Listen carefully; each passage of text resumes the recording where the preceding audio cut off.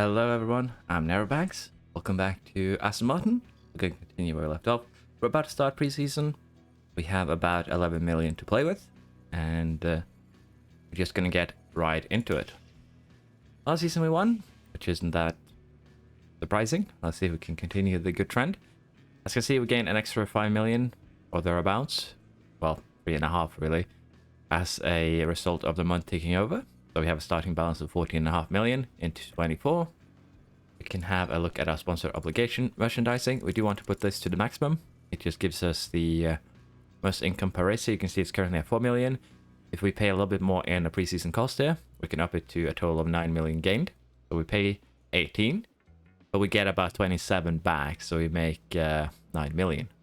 Income per race that gets boosted by 400k. So basically, make more money by paying more upfront. Factory events, I don't think we care about them again. It's so little money. Again, it's 36,000 per event. It's very, very little in the big picture of things. Same here with factory events. Pay very little, no reason to do them. Driver appearance, experience gain is paused.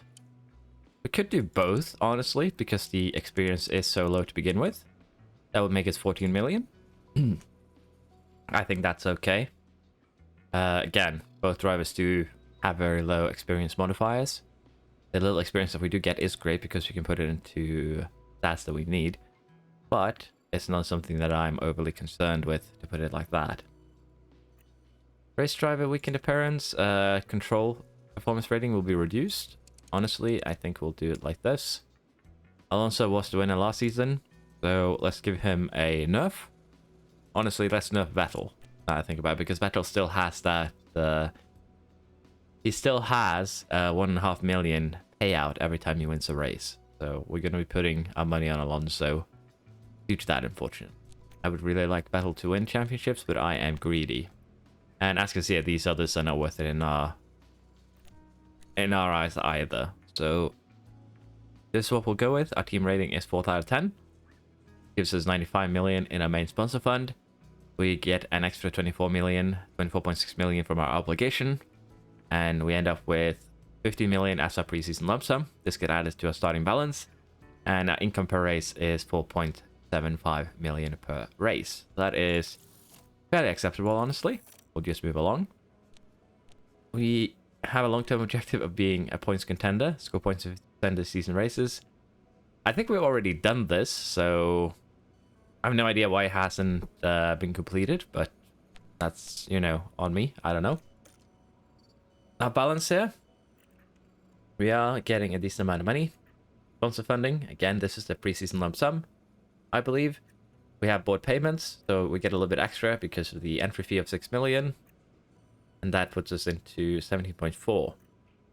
And that will get added to this again. So we have about 30 million now to play with. Technical directives, we did beat the suspension one. We actually came out on top there. The underflow one, we beat that one as well. We are a little bit lacking in low speed, as you can see. We are losing a bit out there, but we gained in everything else. So we are okay. Sidepods didn't have any changes. Rear wing, we beat that out pretty significantly, especially on medium speed and low speed. Low speed, we more than doubled the... well, we had twice the gain of what we would have supposedly lost, so that's pretty good. We also gained some drag reduction, but that is not as important on the front wing. Airflow and stability, sorry, that was the rear wing actually, so that drag reduction is actually quite important there, my bad. We did some work on brake cooling for the front wing. High speed downforce, medium speed, low speed, they all beat out the regulations, meaning that, except for that one piece, one part of the underfloor, the low speed, we have benefited through these regulations to some degree. We can be happy with that. Financially, we have no changes. Sporting, we have a couple of changes there. Safety testing limits have been set to the exact same for all teams, which is going to be interesting to have a look at, see if it actually has any effect. And I think we are going to stick with Red Bull powertrains for one more season. I just feel like it's the best choice, but I will be, probably after this video, sitting down, and I will be testing all 4 engine manufacturers It should be out the same day as this one. If I have some trouble like what I did with smoothness, it might be out later. But I will be testing just how much does 100 versus the 90% engine actually mean in terms of lap times. How much better are the Ferrari from the Renault? I'm going to be testing all 4. I'm thinking we do it in qualifying just to make it easier, but I'll be having an engine test just to see how much does 10% of power actually mean in terms of lap times. So yeah, we have Red Bull. We're going to stick with them. Again, we don't really have a problem with durability loss during a season. If we crash, we're going to need new parts, but that's basically for any team. So I think it's just easier to stick with Red Bull. Let's have a look here. We have ATR period starting. Honda is our head of aerodynamics. Allocation has been given. Same for every team. Again, we won quite significantly last year. Development is open. Team rosters. Let's have a quick look. Leclerc, Sainz, Giovinazzi. Excuse me. Verstappen, Perez. Doing. That's interesting. Bottas back to Mercedes. Revenge of the Bottas, I guess. Albon and Gavan, you showed AlphaTauri. Hamilton at Alfa Romeo? What? Okay, so the Bottas Hamilton swap. That's interesting for sure, but also a bit weird. Stroll and Ocon at Alpine. Ricciardo and Norris at McLaren. Schumacher, Tsunoda at Williams, and Latifi, Magnussen at Haas. So Hamilton Bottas swap is probably the weirdest one, I dare say. But other than that, not really too many surprises.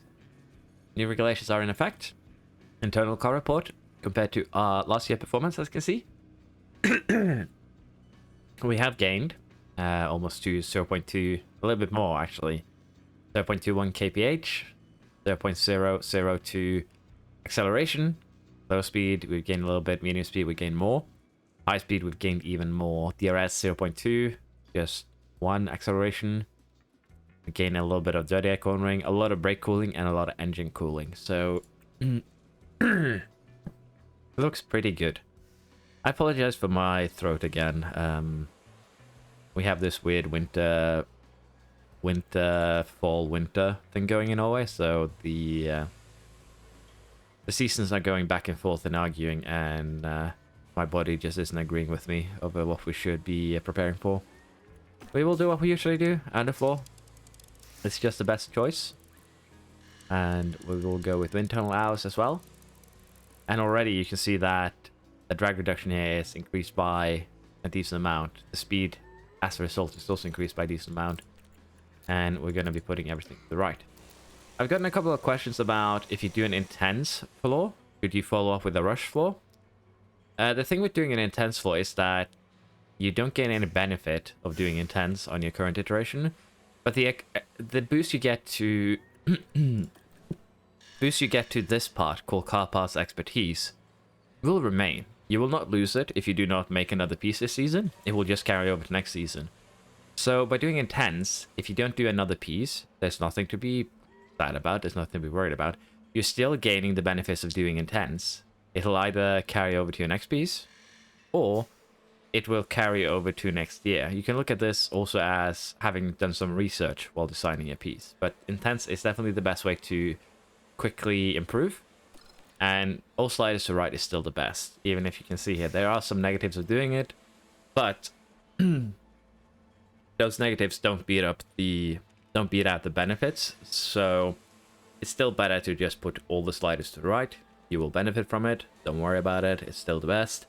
I wish it wasn't. I wish focusing everything came at a cost, either a lot more time used, because currently focusing on something takes, for the underfloor, 6 days. So basically by putting everything to the right, you're spending an extra month on doing the project, but then again, we just slap engineers on it. In this our case 6, and that solves that issue. We're also going to do intense, but as you can see, this is going to take 75 days. We only have 74 days before the first race this season, so what we are going to do here is go back a tiny bit here. We probably won't need as much airflow sensitivity. Airflow sensitivity basically works mainly on dirty air, so if we really wanted to, we could do this, and as you can see, this would actually boost our dirty air cornering in low and medium. And we lose a little bit in high speed corners. But we could do this, and even so, it would actually get it done in time. So honestly, since we already have really, really good high speed dirty air cornering, we'll do this. It'll actually give us a boost in the other stats as well. As you can see, we gain a little bit in acceleration and top speed in the DRS. So I think putting airflow down here, because we're kind of forced to, is actually going to benefit us more. And as I said, we'll use 6 engineers for this first project. 3.9 million shouldn't be an issue. And we also want to make a rear wing, I think. Or maybe we do front wing instead.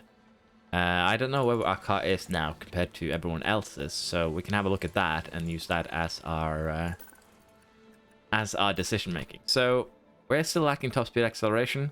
That's not really a big surprise. It's always been like that. So maybe we want to focus rear wing. We have a look at Ferrari. They beat us up in speed. We have a look at the Red Bull. They too beat us in speed. So, considering that Red Bull is lacking high speed though, we might still be okay. And we probably will be, don't get me wrong. As we make these parts, you actually have a huge advantage over the AI. Because every single the first iteration of a part that you're given all have the sliders at the middle, like this. So, you making your own first part is actually a huge advantage.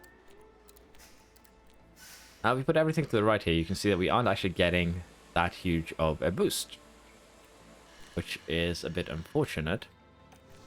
And potentially then, I think we will just not do a rear wing, maybe. Because it doesn't actually benefit us too much. I think a result of this is due to us using... focusing the expertise last season towards the end, towards the rear wing. But yeah, these are minimal gains, so we'll not do the rear wing. We will wait until we get our CFD hours back and then do the rear wing, I guess.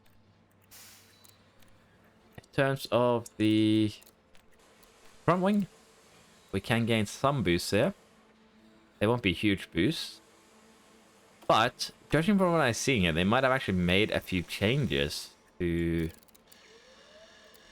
Or is it just me misremembering? They might have actually done some slight changes to how parts work on that last patch without actually putting it into the notes, which would be interesting. Because it seems like the parts they're given might all have the stats all the way to the right as a balancing act, and I just didn't realize because we put all of our hours into the underfloor. Might not be though, as we can see from the chassis here. The chassis is something we don't have a lot of expertise in to begin with, so we could do this and it'll give us a decent amount of boost for some engine cooling. But I think we're just going to focus on everything this season and see how that goes. But this is a bit interesting because it could potentially mean that there has been some sort of patch on how the cars is put together at the start of the season. I could imagine. Now, the reason why we want to do chassis early is because it takes a long time to make, 12 days each. So we do want to get the research for those going. We could do Sidepods and suspension too. I think we might want to. And we will probably do an intense wing as well. Probably rear wing. And have that ready for the next ATR period. I think that is the best choice there. So we'll put a project on the suspension. Everything to the right as we usually do. And we are actually losing out quite a bit here. So I think they might have balanced the sliders. It might just be me not misremembering.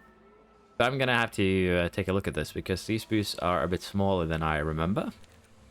And it might also be because we usually do this. We just say screw to the brake cooling. So that could also be why, because this looks more like what we used to. So it could be that sacrificing 1 or 2 stats now is the way to go. For, you know, getting things done. I'm a little bit unsure though, we'll have to see. For now though, as I said, we're going to do everything like this. Again, the reason for that is fairly simple. We're doing everything intense. The longer time we use on a project and the more things we focus on, the better. It'll give us more expertise. And I think we are going to be putting in a project here on the rear wing. It's nothing special. It's going to be a very, very small upgrade. But the intense will give us extra expertise, and that will be, I think, worth it for the next ATR period. We'll have it around the time when the next ATR period is actually starting, so that is also perfect. Now, we have spent a lot of money, as you can see. We only have 3.3 million left. Should probably have checked also if we needed to... We wanted to, say, switch out the Cyril here, but I think we're going to keep him. I don't think there's too many other staff here. Technical chief. I believe Vaca is the best option otherwise. Yeah, so we aren't that far behind, and I guess it's fine. We can keep him. I don't remember what I was planning, fortunately. Now that I am back to just one save, though, hopefully I'll be a bit less confused about where we are going, so to speak. So we got all the car parts under development. What else do we want to do before Bahrain? Drivers. Okay, we don't have any staff points. Very good. I was very scared that I did what I usually do, which is to start designing before distributing points. That would have been an embarrassing moment. But I think we are ready here to just keep on trucking. I should probably have waited with the CFD time until now, because we actually upgraded the facility. That's on me, though. Then again, we had a very, very close window to get that underfloor done before Bahrain. So maybe not.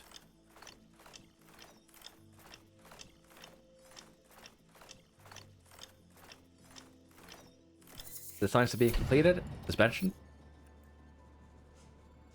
Factory in poor condition. Again, we can live with this.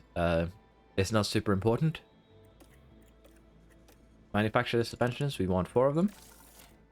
And as you can see, it'll still take 5 days each. So it is not a huge concern. We're also going to go ahead and develop Sidepods here. Because why wouldn't we? And if we do this, I just want to have a look. It would still be a decent boost to everything. We would get higher DRS top speed. But we'd still be lacking a bit in top speed and acceleration. And we'd be sacrificing engine cooling. I think we're just going to do this. It's more balanced. It's going to potentially give us a bit more of a challenge. So I think it is okay. And as you can see, we'll get them just in time for Bahrain. Might need to do some emergency manufacture if you want them for the race itself. But again, that's one of those things that could be potentially be worth it, could potentially be not worth it. It's going to depend on a few things.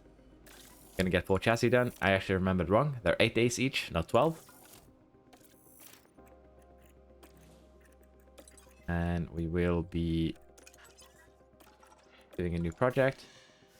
And I think we'll get started on the front wing. Now, we could do another chassis, for instance. As you can see, just doing a standard one now. No, wait. We're still on the old chassis. I think we'll get a front wing done here. But the problem that I have a concern with is, do we have money? 2.1 million. Okay, so we do not have money to actually make a front wing right now. We're actually kind of poor. We could go with another suspension, and I think we might do. It'll be a very, very small upgrade. Potentially, because it's kind of hard to get the expertise for your suspension, for your Sidepods, for your chassis, because they are very quick projects. So I'm thinking we do another suspension. And again, we don't really care about the stats here. The main thing that we want is the expertise.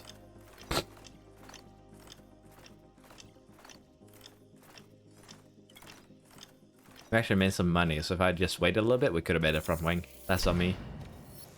Suspension manufacturing is completed. A new scout, how good development. He has 2 points. I'll slap those into reactions. Alonso, Vettel actually has a point. We're gonna put that into braking. Hondi has points too. We're gonna put those into... Yes, we were maxing high-speed downforce. That's the feeling that I'm getting. So let's just carry on with what old me decided. Hondi now to 92. Very good. Cyril has a point as well. Underfloor. Again, maxing underfloor, front wing, rear wing is going to be the priority. And our race engineers do not have points. That is all right.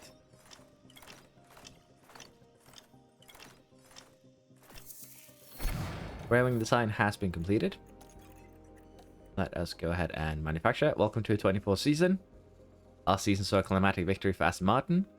Fernando Alonso taking first place driver championship. Post Barcelona testing results. We are still number 1. This is basically the same stats as we had. For season, as you can see, our cooling is still the worst on the grid, even at 60 and 73%. Now, the railing manufacturing doesn't actually take that long. Just 3 days each. We have 16 days before the Grand Prix. Plenty of time. And I'm thinking that we go ahead here, because we are going to get a new ATR period here, as you can see. Also a wind facility upgrade. It'll start next week, actually. And we have a design coming in on 10th of March. So we're going to do front wing, I think, for this slot. Going to be designing a front wing. Everything to the right. And as you can see, it's a very, very tiny upgrade, actually. Which is why I'm thinking they might have done something with it. But it could also just be that, due to my lack of caring for cooling, I've gotten used to getting bigger boosts. So I'll have to have a look at it a bit later, honestly. Second suspension design has been completed. Let's have a quick look here on how they stack up against each other. So we're going to put the second edition on our cars. And the third edition here, as you can see, would be a small upgrade in virtually everything. Well, not small, actually pretty big.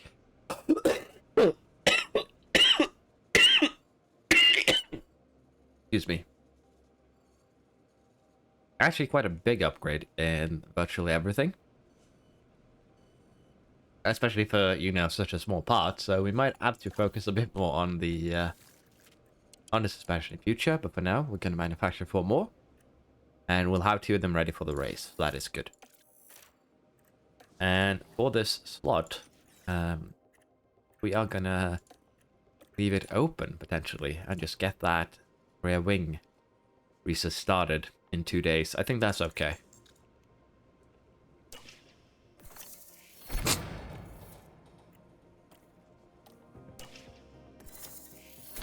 Wind tunnel has been completed. ATR period starts today. We are going to design a new rear wing. And we're going to give it full ATR focus. And as you can see, top speed under DRS has gained a significant boost here. Top speed as a whole has gained a significant boost. It'll boost up to 35th at first in DRS top speed. So that is fairly good. I apologize for my coughing. I'll try and get most of them edited out. If there's some left, I apologize. Yeah, my buddy's not playing on my team lately, unfortunately. Do we want to focus a drag reduction? Get even more top speed? Go with DRS Delta and airflow sensitivity, maybe?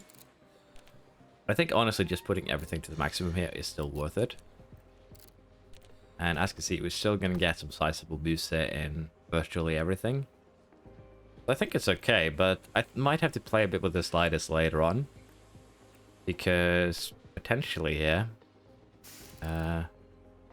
we might have some potential gains here. Airflow sensitivity is, again, something that we might not need, because it's dirty air. Making our cars harder to follow each other in dirty air isn't the best, but it would be worth it just to get a little bit more cornering, get a little bit more of everything. But for now, I think we're just going to go for the maximum, honestly, and it should be alright. And we're going to do it in tens, mainly just because it's how we do things. We will have to try and get that engineer back once the underfloor is done. And that should be in 10 days. Then we'll be putting an extra engineer on that project.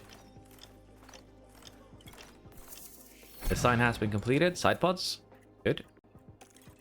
And we will be manufacturing said sidepods. They're actually the ones that take 10 days for the first one, 18 days for number 2. And that means we will not get them in time. If we rush them, we will not. We could emergency manufacture for 750,000. I think that's okay. It'll make sure that we have the parts for the first race, and we will. Then we will go back onto Sidepods, but then remember, for some reason they send you into the car, a specific car. You want to be in the warehouse, and you want to find your Sidepods in that manufacturer. I made the mistake of manufacturing SP1 when I wanted SP2, for instance. So keep that in mind. It's kind of a silly place to put everything. Bahrain, we haven't really lost anything here, so it's good. And we are going to go ahead and design a new car part. And I think we are going to do maybe another iteration of the Sidepods, honestly. We go and have a look here on expertise. The expertise that we gained from the last project was about 3%. As you can see, the previous Sidepods were made with an expertise of 58.9. We are now 62.3. And we also gained a decent amount of engine cooling, about 5%. Almost 4% gained in airflow front and middle. So I'd say it's worth it to just do some design intents for like this. With the main goal being not necessarily getting a new part to put on the car, but to increase our expertise within these parts. It's probably better to just do designs rather than research for those. And then just do some research for your wings and underfloor because they're so expensive. Basically, we're shifting the cost from intense design on underfloor and wings to intense design on, well, the other three pieces. And we might try and do that this season to see if they can catch up to, well, our other pieces, so to speak. Rear wing has finished its manufacturing. It's looking quite good. Should be alright. And here we go with the underfloor. Now, this is going to be quite an expensive investment. Usually we do not emergency manufacture the underfloors because they are very expensive to do so. But I think we're going to have focus on just having fun this season rather than doing things optimally or doing things a bit more, how should I put it? A bit more careful, a bit more balanced. It might just be that we just ended the Williams, but I want to just have a bit more of a chill run this season, a bit more relaxed, and then I can put a bit more of the focus into, well, the engine tests and other things for the game as a side project. But I'm not saying that I will not focus on this campaign. That is not what I'm saying, just to be clear. I'm just saying that I would like to have a bit more of a chill experience. So as you can see, the drag reduction expertise here on our underfloor has now gone up from 72.8 at the start of the season to 76.4. That's a pretty decent gain. About a 5% gain in downforce for low speed. About 4% for medium. About 4% here for high speed again. These two needs to be split in two. So 70.5 to 75.5. What would this one be? That hurts my brain. But yeah, it's about a 4% gain. We didn't get as much in airflow sensitivity since we sacrificed it, as you can see, just 2%. Versus almost 4% here for drag reduction. We could, as I said, do another design, something like this. But we will not, because it will not beat out the new underfloor, I think. As you can see, it will still be a sizable upgrade. But it won't beat out the new underfloor because it has the buff of the CFD time. So we're going to do what I said we were going to do. We're going to focus on upgrading the other piece of the car. I believe we need a chassis. And we're going to use a lot of intense design time for the three smaller pieces this season. And I think we're going to have some fun with that, honestly. Now, we do have one engineer that we need to move over to the rear wing. There we are. And with that, we are now getting very, very close to Bahrain, just one day away.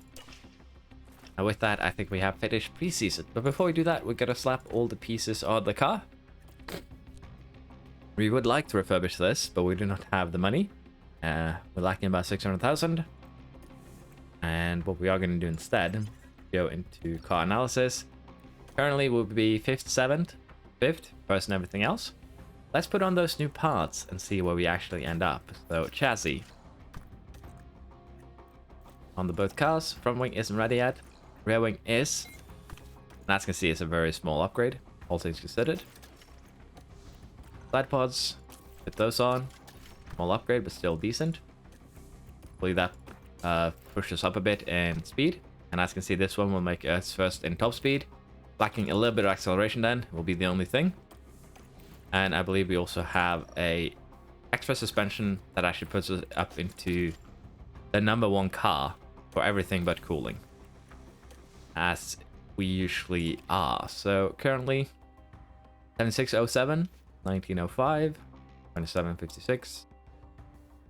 Pretty decent stats, 391.5 to diesel acceleration. And as you can see, we're about 9% of brake cooling, a little bit more, 11% of in engine cooling. So, and even more if we look at Red Bull. Red Bull has 91.06% engine cooling. So, sorry, brake cooling. So with that in mind, it could be very interesting to see how many, you know, spins, lockups Red Bull has compared to us, because they have really, really high cooling here. They actually have ridiculously high cooling when you think about it. And we're beating up slightly on top speed, slightly on acceleration. Pretty good. We have a look at Ferrari, for instance. We are beating them up a bit more, top speed. And we're closer to them in cooling. But Red Bull just has insane cooling. Really, 91.06%. I think that's the highest I've ever seen in this game. So, yeah, that's a bit weird. But with that said, we will set up performance targets next time. I think we'll set them up as probably the highest we can go. But this has been the preseason again. I've been a little bit back and forth. I feel like I'm not 100% in it, so to speak.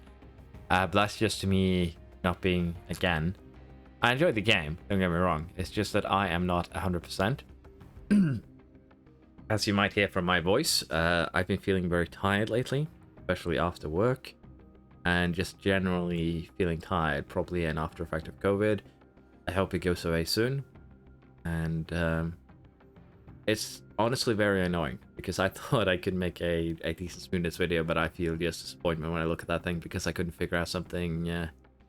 I couldn't figure something out for sure, but again, from what we've seen in the Williams save that season, it felt like around 8% tire wear advantage seemed to be the thing. But I won't dwell on it too much. It's basically around 2 laps advantage. If it's a 700's maximum degradation, it's at most 1/2 tenths per lap, which is a lot, don't get me wrong. But if you put those 50 points into braking instead, you'd make more than 1.5 tenth in advantage. So yeah, I'd say pace stats is still more valuable than smoothness. I guess it's been irking me a little bit here, so I'm just ranting at the end of this video. Sorry about that, but I hope you've enjoyed. We got the preseason done.